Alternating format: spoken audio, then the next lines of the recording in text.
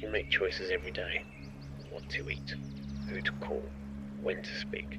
You believe those choices are yours, that you are in control. But what if you're not?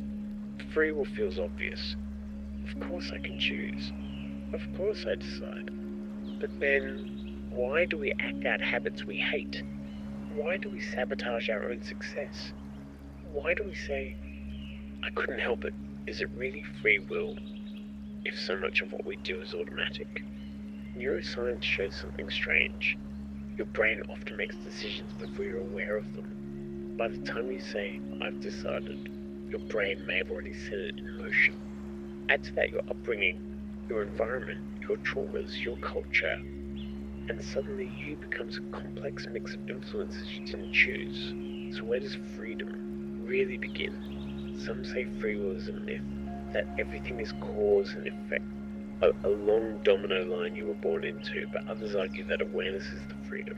That in the moment you pause, you interrupt the pattern. Maybe it's not about total freedom. Maybe it's about the ability to notice your conditioning and gently shift it. What if control doesn't mean absolute autonomy? What if it means responsibility? You didn't choose your childhood, but you can choose what you do with what it gave you.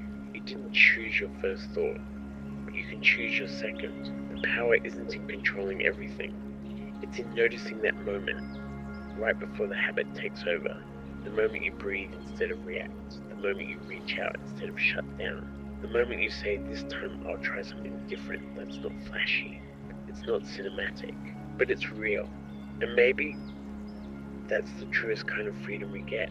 You may never be completely free from your past, but you can become more free within it. So ask yourself, where am I living on autopilot? Where might I still have a choice?